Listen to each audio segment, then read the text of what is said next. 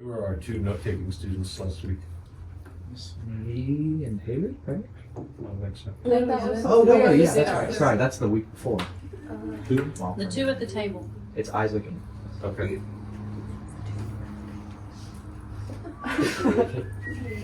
Okay. I don't have a whole lot actually, but a lot of what we talked about in the of what it talked about in the Great Learning was about the change that comes from self first, and then moves to family, state, nation, and then the world. And I think it's an important. I'm having a hard time explaining it, but it's important to not focus on other people's lives and to work on yourself before, which expands out to others. Wow. But what I liked in what we read this week is that it went deeper than just rectifying your heart, but also to have sincere thoughts, and to have sincere thoughts, you give up your knowledge to something higher, and it said give up your knowledge to the utmost, which I thought was interesting because it takes it away from being something that you do, rather to be given up to the Father. And there was another point you said, or that we read, that said, without the people, there is no kingdom, which I think is kind of obvious to think, like, you can't really have a kingdom if there's no people. But I thought it was more relating to the fact that the people have to live and work together as a community for it to really be something that, to be a kingdom. Because if they don't live together, then it's just kind of like a group of people. But, that's all I really have. Thank you. Okay, mine was more of a look with what the interchange that actually happens within the person, and kind of the looking at the steps and actually specific words that kind of the process and in the 7 steps of attainment that it talks about. And the first thing I looked up was illustrious virtue, which I thought was pretty interesting, because it's basically, here, I'll just read what I put. The ultimate goal being put as illustrious virtue, or bright virtue was the other translation. And it's basically the way that goodness that is already within a person is actually shown through their actions. So there's an alignment there. But the first actually preface, before the steps even begin, it mentioned a rest that it was talking about entering into. That's what Esther mentioned, to abide into the highest good. So before even starting with the investigation of things or laying down that knowledge, this rest is actually a commitment and a stopping of your mind in a lot of ways. I looked into it, and it's like a pausing within yourself, and a clarity that you know what your purpose is, and you basically know what's important. It's like a settling in yourself. And that actually creates a place within yourself where now you can have good judgment, because you know what's important. There's no more like spinning or wandering there. And that kind of leads into the investigation of things, which is, as Noah mentioned, in a lot of ways, learning how to learn. And I saw that as like it is a way of looking at life around you, where you are actually the commitment that you made originally in that place of rest. You are now looking at your life circumstances through the lens of attaining unto that commitment, if that makes sense. I know that's a little wordy. But yeah, I did use GPT a little bit I wanted to know like what it meant by like what things particularly it was like asking us to investigate basically. And it said like actions and their consequences, human motives, patterns in nature and society, and one's own reactions, desires, and failures, and the relationships in one's life. And investigation is like a sincerity in how you look into those things and how you actually learn from those things that actually leads into the completion of knowledge. And so, yeah, I wrote a lot of notes on it, but it does get a little wordy, so. But that's actually, even in the research I did, only got to the first two steps of attainment that it talks about. But I found a lot of helpful things in actually just looking up the words and like the Chinese roots of them. Like when it mentions rest, I would actually go find and like what that rest actually means in that culture and in relation to that. And that's actually what mainly opened up a lot of that. Is kind of learning, like the investigation of things translates through the Chinese to carefully engaging with real things and events so that their underlying principle becomes clear, allowing true knowledge to arise. So that was pretty interesting. But yeah. Thank you. That's the word for rest they use. I don't know how to pronounce it. It's ZHI, Sure. which is to abide in the highest good. Interesting.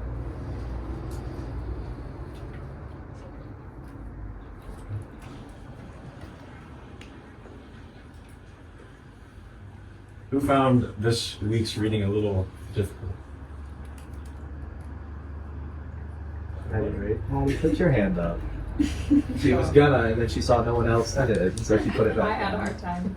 Yeah, just be honest about it. I had a hard time with it on a surface level, so I tried to apply it more personally. And if I just tried to like take it at face value, that's the better word. Face value, I would have, but I think often with those readings, it's better to try to not grapple with it intellectually, because then it gets pretty convoluted.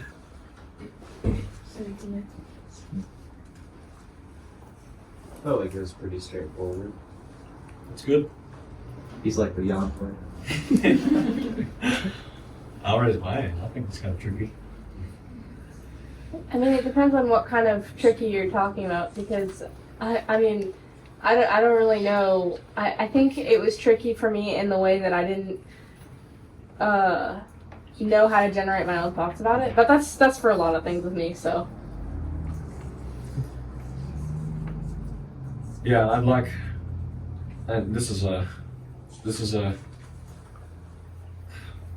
I want to call it an obstacle, but I think it's like a necessary hill to climb in our classes, is the idea of thought generation and sharing being the way that you are validated or affirmed as a learner or student in class. Because some people have a knack for it, some people don't, and it's not, that's like one of the lesser skills we are trying to develop here. It's not negligible, but being able to have things to say about stuff is like it only matters so much.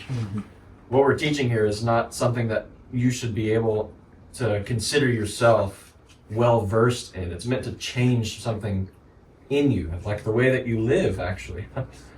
And not in like a, as we know, it's not like a step-by-step sort of thing, per se. But, and hopefully I'm not sounding like a broken record here, but it's meant to point the eye of our minds and hearts and spirits in a new direction. And I'm not even in the sense that we're heading in the wrong direction. It's just supposed to bring some more things into consideration that we don't usually think about. And these are actually things that I don't want to just have considered by you or valued by you as something for yourself. I would feel as if I actually, in some ways, am feeling as if I am failing in that somewhat. I want it to be something you see the value of teaching to other generations, like it being something that goes beyond your life. Because that's what this sort of stuff is meant to. This is the sort of longevity. I don't think that's really the right word. This is the sort of impact that these sort of teachings are meant to have. It's meant to cascade, not just into your soul, but from your life, from your example. And once more, it's not like one day I'm gonna teach my kids the analytics. It's not that sort of thing. Because the length of time we end up spending on, this is what I said last week, but the length of time that we end up spending on certain literature is not of actually much concern to me. It's the place that it currently has for something that the Lord is opening up to us, has been opening up and is opening up. I believe still will for a time. But certain things can be set aside once it is grasped and being walked in, not grasped intellectually or being walked in as a formula, but once it's real to us. And again, this is all very lofty and abstract sounding language that won't actually mean much to you until these things are really opened up to you in your life circumstances, in the way that you are currently going about or anticipating going about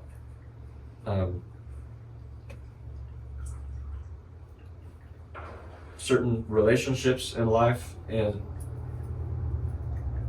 of course, I think the first thing that comes to mind is like more intimate or family related relationships when I speak of relationships, but relationships have to do with every single association or interaction you have with a person. So try to refer back to one of my dad's earlier classes a little bit when I speak of something like relationships. Relationships are all encompassing. In fact, even the process of say those first few steps as we're given the great learning, like the investigation of things, the rectification of the heart, that is all still involved in very closely tied to our interactions with other people. That's why, for those who are in the earlier class, if you see it too much as like this personal, rigorous self-cultivation and advancement in that regard, then you basically end up being like one of those monks that go live in a cave. So they actually don't see any personal advancement ever happening unless they are able to separate themselves from people. But that completely misses the point. In fact, it works against what they're trying to do. Mm-hmm. So it's not the sort of Eastern religion in that sense, or philosophy, whatever it is. People shave your head and live on the mountain. Yes, yeah, it's not like the sage on the mountaintop sort of thing. This is it. It is very. I described it to some other people in this way, but it is a very practical, down to earth, near at hand thing. Mm-hmm. And that's what I, as someone that is trying to help us through some of this, or bring some of this to you in a way that's understandable.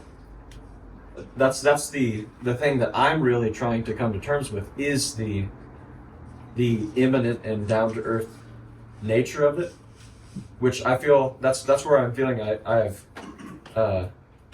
been lacking a little bit in my presentation of things. Is it has not been I think perceived in the way it should be. And I'm not seeing that as a fault on anyone's part except for myself. So all that to say, I would like to, I'm considering a renewed effort and approach to how these things will be presented. And what that will definitely require of me is more effort and careful thought to how I go about it. So I announced this publicly as a way to kind of hold myself accountable to make sure this is something I actually do. So that is something that I'm going to be working on for a little bit before we begin to again move forward in this stuff together.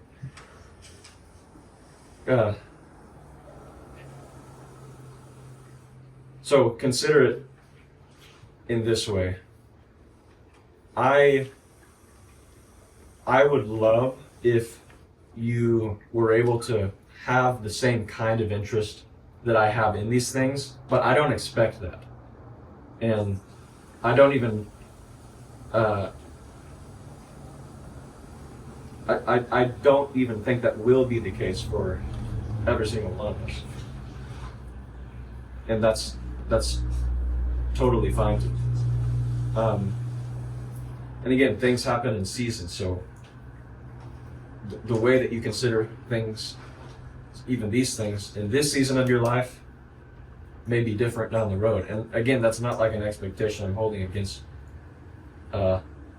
this group or an individual person. However, I still want to be able to be in the same mind and heart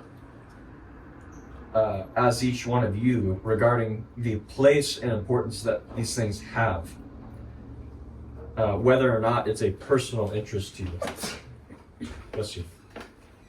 So, what that requires of you is transparency about where you're at regarding how these things are being perceived by you. And there's only so much I'm able to determine and read based off of, say, the notes that you ended up sharing with me at the end of class, or the assignments that you give me related to this subject in class. Because that's also where I'm coming from when I say I really would enjoy more interaction with you regarding these things, or maybe not even directly regarding these things, but maybe something that they inspire that seem somewhat unrelated. But that's totally fine, because it's still a way to be able to interact with you about something that is, you know, not just something that we did last week, or about the weather, or about a video game, you know, whatever it is. So what that in part enables me to do is understand where your heart and mind is at in relation to these things. And part of my reason for communicating what I am now is to help you to let go of the expectation of it being something that you have to have like this really intense interest in, as if it's in the same way that I or maybe some others do. I would be very happy for you to, and actually even encourage you to see it as just a very practical and applicable thing. Not like a I don't know, I'm at a loss for words here. But this is something you kind of learn to do as you mature as a person, is the things that you engage with as constructive and important and of any value doesn't always have to be something that you really, really enjoy or have like a keen and personal interest in. Do you guys see that? What I'm saying there, making that distinction? Like, just to make it a little more relevant. What things do you think that you currently engage with in life right now have that same sort of dynamic for you? It being something that you know that you enjoy for the sake of its importance and influence and substance in your life, and not necessarily something you enjoy because it's pleasing to your soul. There's probably a better way to put that, but I would like to see if there are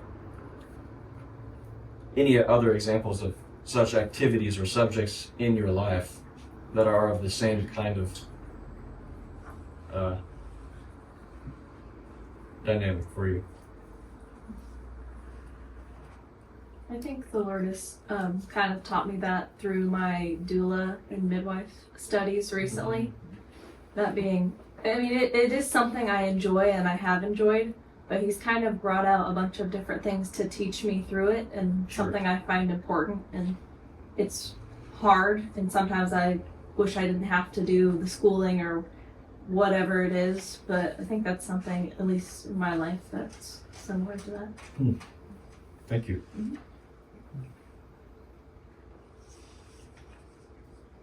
I would say often my soul aligns with a lot of the things that have started as that almost obligation feels like the wrong word, but kind of the thing you're saying. Mm-hmm. It started that way, and then I think over time my soul has really adapted to take a joy in such things. And it kind of sounds like a weird answer, but I would say that the only thing that I think still applies to that for me is running, funnily enough. Oh, I have seen a lot of value spiritually in having a time like that where it's very painful but also very quiet in my mind. Mm-hmm. And I don't even see the health benefits from that I feel like I should be, so I definitely would not be doing it if I was just doing it for that reason. But I think that the Lord is forcing I think He is encouraging me in that way to do something like that I actually really solely don't enjoy, but that I see good work being produced in me from, and not really on a physical level either. right.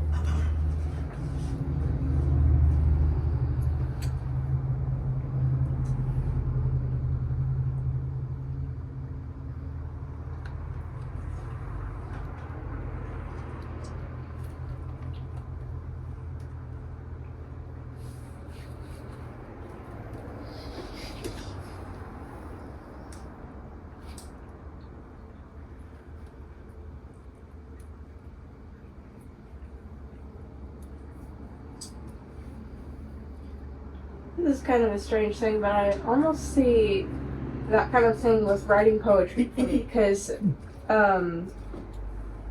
only like 2 or 3 poems that I've ever written have come naturally. I feel like I have to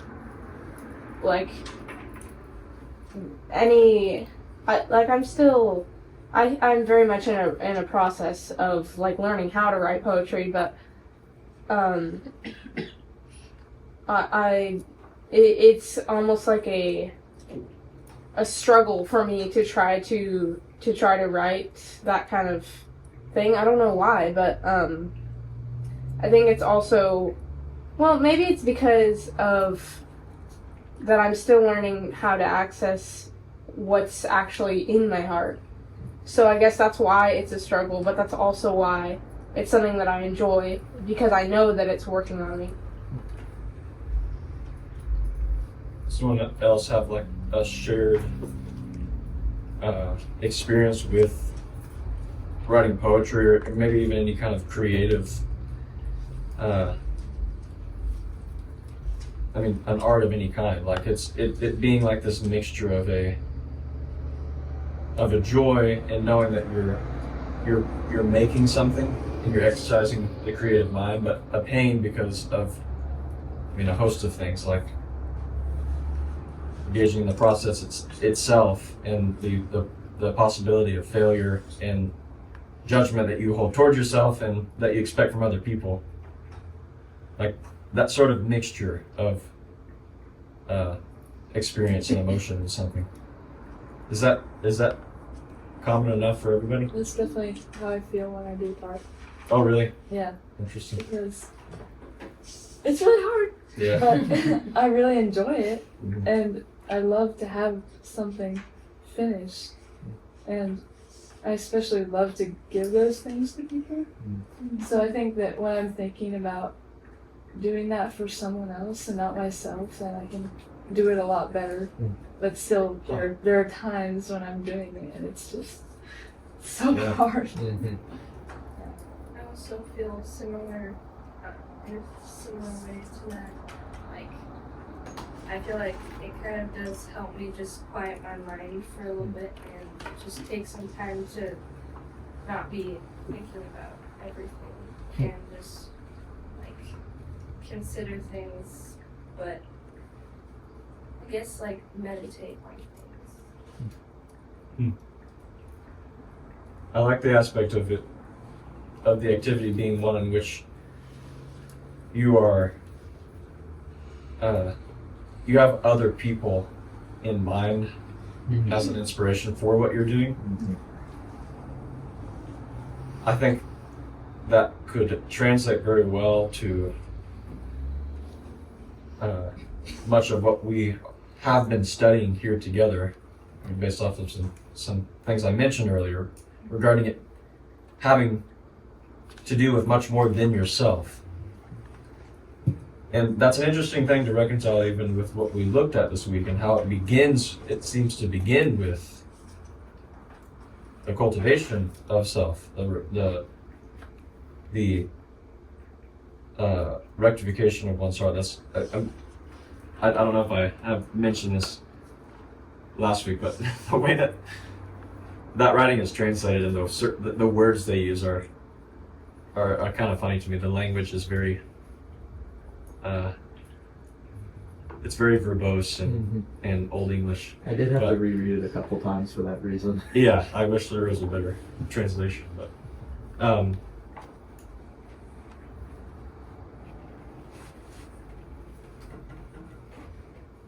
how do you understand that to look from an others focus or a selfless point of view, that being when you are engaging in the effort of self-discipline or self-cultivation? How does that even make sense, do you think?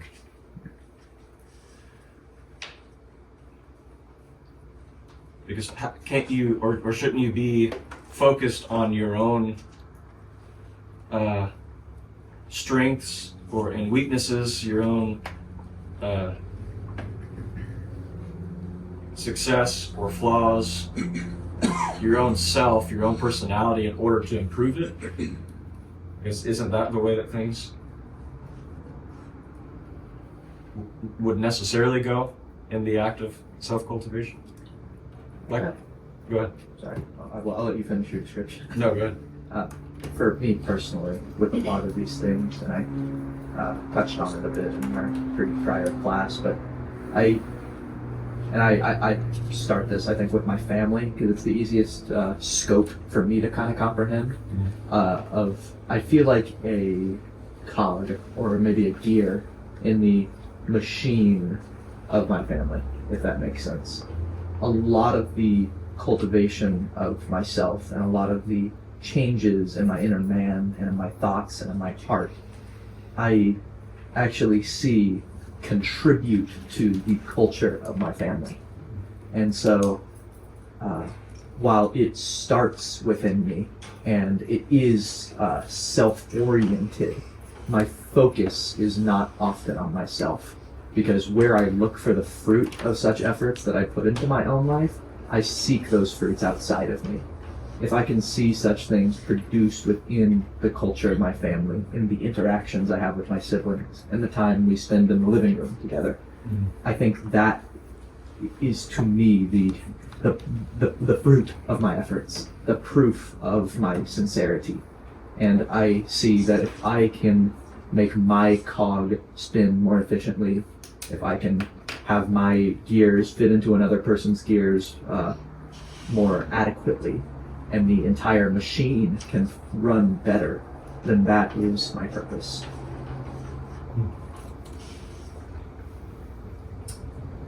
I get what you're saying, like, I think of that a lot when I'm during the ladies' meeting, because it's like I want to share something, but I want to, I guess, I want to be, like, how to explain, I guess, help to other people in that moment, to be able to connect other things to help, I think. You want to contribute to the culture in that environment. Absolutely. The first thing that comes to mind for me is the greatest commandment is to love the Lord your God with all your heart, mind, soul, and strength, and the second is to love your neighbor as yourself. The reason I think that is because to do this is to be close to God, and we've talked about this before, how when you're around someone a lot you become like them. So in that way, when you are close to God and then loving others, that's cultivating yourself, and that's where it starts.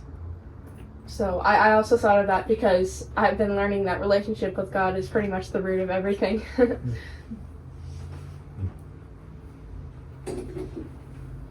With what both you and Elisa were saying, in how our interaction with others and with the Lord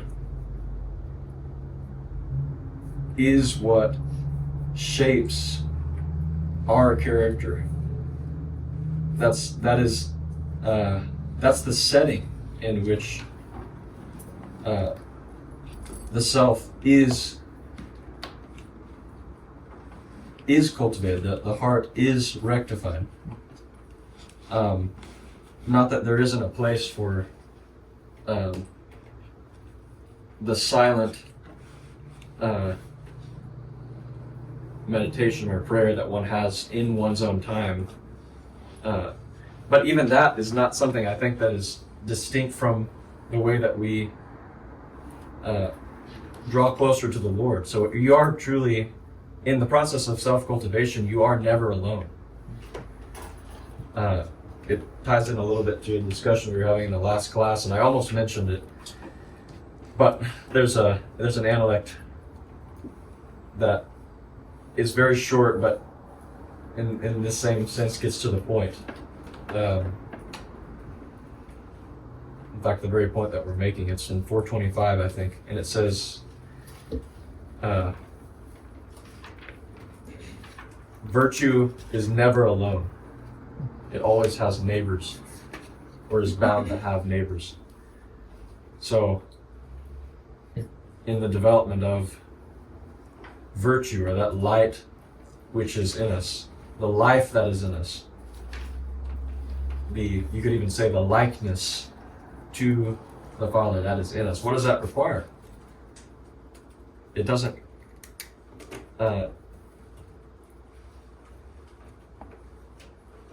it isn't simply cultivated and nourished in us as a matter of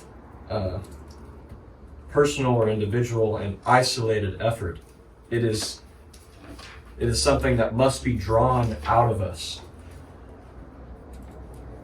And for it to be drawn out of us, for it to begin to pour out of us, it has to have neighbors. It has to have a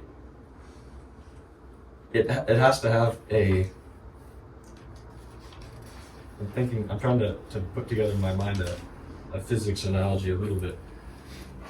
It's almost like a virtue or a spiritual magnetism that takes place among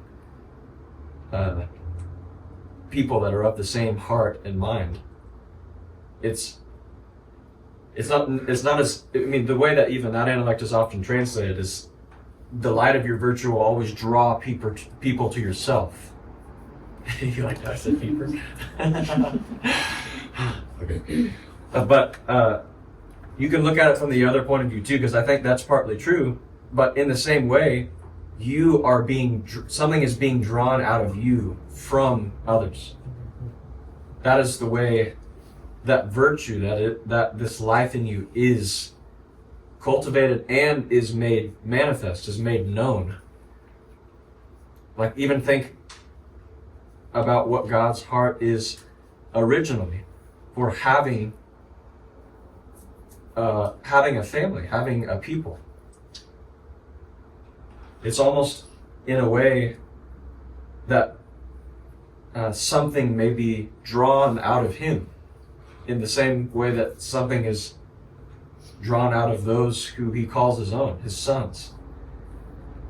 And it requires, that's the necessity that the place of a community, that a body has, is that this is necessary for this light to be able to come out, to grow.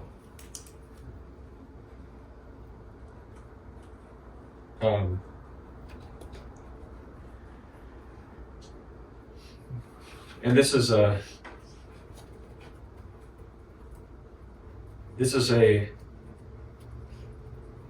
relatively new work, at least in the season that we find ourselves in.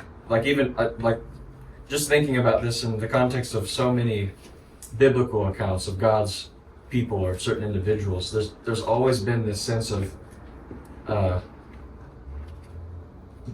being such a small people, such a minuscule remnant that God has had in the face of what is more or less a world filled with darkness. Obviously, that light, the more that it is scattered, the more that it is, or the less manifestation it has, the less light that it's actually able to exude when, say, all these little flames are again scattered.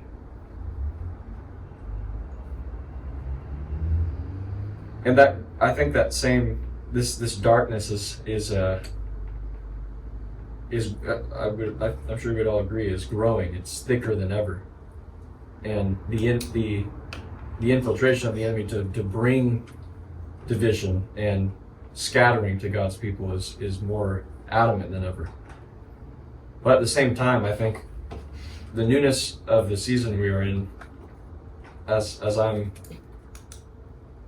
seeing it, as I think we're all understanding it, is that I think this light that is produced when God's people are brought together in unity is also brighter than it ever has been.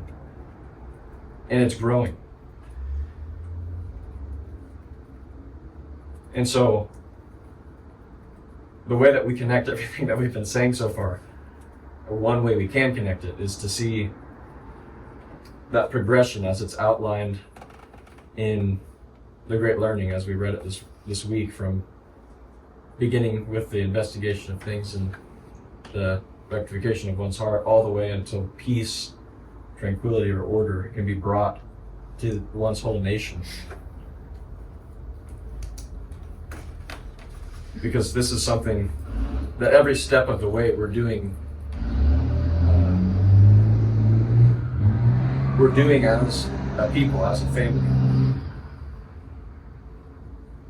And what I'm getting at too is that the size of that family, that the numbers in that family are actually of less consequence. It's not a matter of like it starts with my one person and then my 4 or 5 other people in my family, and then the community that family is a part of, and then the state of Washington that this community is in, and then it's able to change the entire nation of America, and then America changes the world. I mean, that's not the way I see this sequence translating into a practical real world scenario. I think it will always remain within the context of God's work and his original plan as I guess you could say executed through his Son Company, his people, as he's always intended for it to be. And the way that actually plays out in the world is yet to be seen, of course, but I guess what I could end on is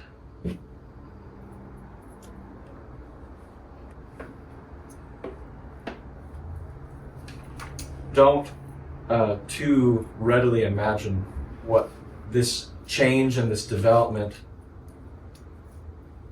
and this growth of the light in you will actually look like. Don't try to arrive at however you've pictured this in your imagination. I think that's actually how you really begin with those first few steps of the investigation of things and the rectification of the heart. It is very much remaining in and being dutiful and faithful in the things that are immediately before you. And the lack you see of change as you think it should be in order to arrive at this imagination of what these things will eventually look like when they reach fulfillment and perfection will be nothing but a hindrance to you.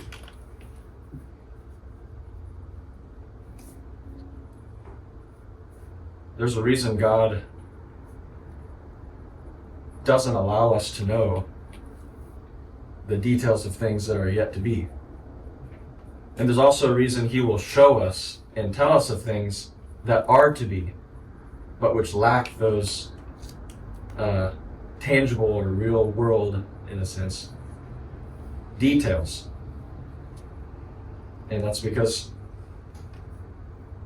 I would think otherwise we might be blind to what is before us, and maybe even mess up actually getting to that point that he wants us to get to if we were to have some clear insight into it or imagination of it. And so that's another pressure or weight or expectation that you can very readily dismiss from your own heart, which is things have to look this way in me or in another person or by this time of my life for me to be in the right place or really be understanding these things that are being presented to me. That's a pressure that's pushing you or veering you kind of off the course rather than further along it. And so there's not many steps I can give you as to how to do this, but be pure-minded about it. Be simple about it. Be earnest and even childlike about it. Be willing to receive things as they come, and don't make more out of them than you should.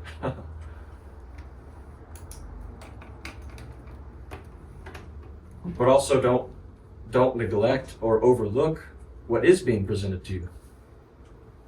That's how you that's how it goes beyond just being childlike, but also being mature about it, being adult-like about it, because you want to show appreciation and acknowledgement of the value of the things that are being offered to you. What makes it adult-like as opposed to childlike is that you don't, as we were saying several minutes ago, it doesn't have to be something you have like this personal knack for or enjoyment of. The joy you find is in knowing that it is being presented to you by God, even if you don't fully understand it. That's the faith exercise that you're able to walk in, even with a subject like Chinese culture. Is I don't fully grasp everything that I'm looking at. I don't really have even that much of an interest in it, but God's doing something here. And whether or not I do develop a good understanding of it, or a knack for it, or an interest for it, that doesn't matter to me as much as whatever it is the Lord has in it. That's what I want to be able to respond to. And that's what I trust. You don't even have to have a deep trust in me, or it doesn't have to have anything to do with me necessarily, even though I'm the one helping to present things. In fact, if it is really the only reason, or part of the reason you are going forward in these things, then that should be adjusted in you too. And I think it is in this way that you will be able to come to the same heart and mind as me. Maybe not the same interest, again, the same level of interest, but the same heart and mind as myself regarding what the Lord has in it for us. Which again, as I've said, is something I'm still coming to discover too. I'm actually exercising just as much faith and patience in it towards the Lord as I desire each one of you to be able to. So, this next however long, few weeks, maybe a month or so, we're going to take a bit of a rest from these studies as I try to put something together. I don't know what that looks like yet. But I would appreciate your prayers in that, and even insight as to, if it comes, I'm not even requesting this of you, but if there are things that do like an inspiration about something that could take the form of an encouragement to me or a suggestion to me, I would deeply appreciate that, because I want to hear from every single one of you about that. But in the meantime, we may as well do some more of what I know you guys all enjoy, which is writing really long essays. I'm just kidding. I'm just kidding. I don't plan to have anyone give too many details in this class, Justin, but I do want you guys to let me know where you are at currently with Justin's assignments to you, the essay and poem, because I don't want to overload you with things if that's still something that you are needing to finish up, which I don't remember the due dates for stuff, but I'm guessing you guys are probably needing to finish that up if you haven't already. So where are you all at with that? Almost done. Almost done? Is that kind of the case for everybody? Finished poem, I'm not started on essay. Okay. I'm with Jamie. I've started on both. Okay. I need something to finish. We've still got a little bit to go in Ben-Hur, and it was at the end of Ben-Hur. What about the rest of you? I'm kind of in between where Naomi is and where Emma and Kayla is. Okay. We would still This side of the room? We would still probably have, like, I don't know what Justin's schedule will exactly look like, but probably 4-ish weeks until those are due. Okay, well, here's the thing. You guys, is it 4-ish weeks for? Couple weeks for the poem, probably within 2 weeks, and then over a month. Okay, I'm for going to the essay. complicate things then. So, you guys, I'm going to assign a poem, but about 2 weeks from now, there's going to be an essay. So if you guys are the procrastinators who are trying to write your essay the last week, then you're going to be writing 2 essays the last week. So there's kind of a urge or a push for you to get your essay done within the next couple weeks or so. But the poem, So are you gonna assign an essay in 2 weeks? Is that what you're saying? I'm wanting to be able to do an essay with you guys again. Yes, so But it's not due in 2 weeks. You're gonna No. assign it in 2 weeks. there's no essay assigned yet, Gotcha. except from Justin. Yes, of course.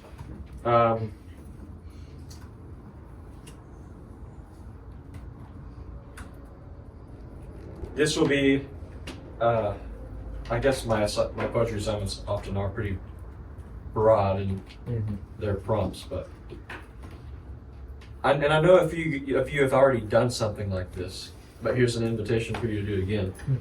I would like you to write a poem based off of a principle we've covered together in our study of Chinese culture. So maybe it can be a topic we covered, or it can even be a specific analect you want to choose as the inspiration of that poem, or anything related. So you have a lot of room here. But like I said, I know Jaden and Isaac have done something similar before with some of their poetry, which I appreciated. But that will be due. I'll give you some time on this one. Wait, maybe I haven't decided. Let's see. I would like that to be. Yeah, we'll it'll be due on the 22nd. How about that? Yeah. And for our time next week, I had a few people mention this to me because they really enjoyed it last time, but we may as well read some more music-inspired poetry together since everybody liked that so much. So that's what we'll do next week. Perfect. I have a person in mind. If we're still doing the volunteer, that like we volunteer other people, Okay. you know what I mean? Yeah, we'll see. Just a thought, you know, some people who might not be like willing to share, but, you know. Yeah, that's okay. Yeah, that's what we do. Thank you guys.